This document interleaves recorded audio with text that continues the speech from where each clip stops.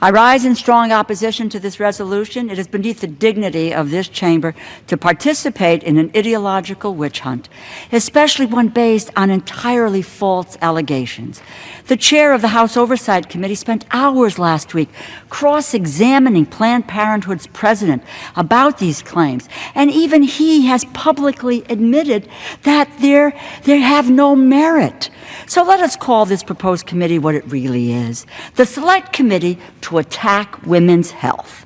The majority wants to kill Planned Parenthood, and if they succeed, many low-income women will have nowhere left to go for breast cancer exams, Pap smears, and a range of other life-saving services. So this resolution tells these women flat out, we do not care about your health care. We do not care if you die.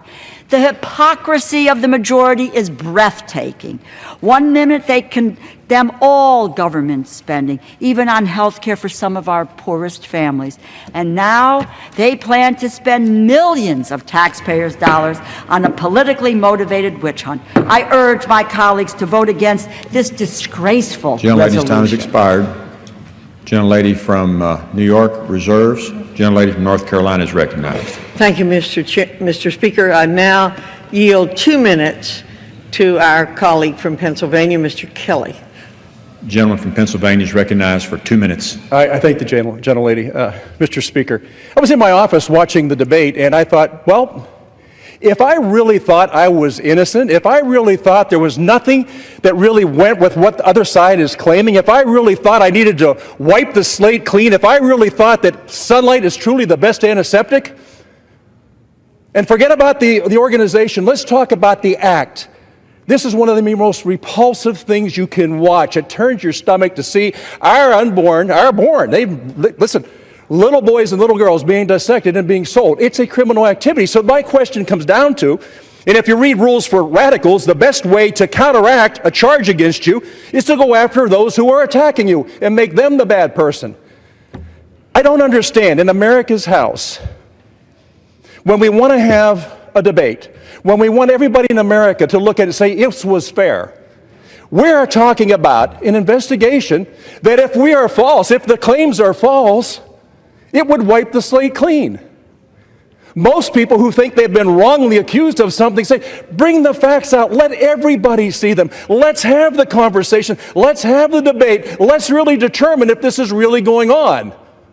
Only someone who's afraid it may go against them would say, no, you can't do this. I want to tell you, as far as women are concerned and a war on women, I am the father of 4 children, 3 boys and 1 girl, but I have 10 grandchildren, 6 girls and 4 boys. There is not one of them that when it comes to how much I love them, it is gender selective. I love them all in the same way.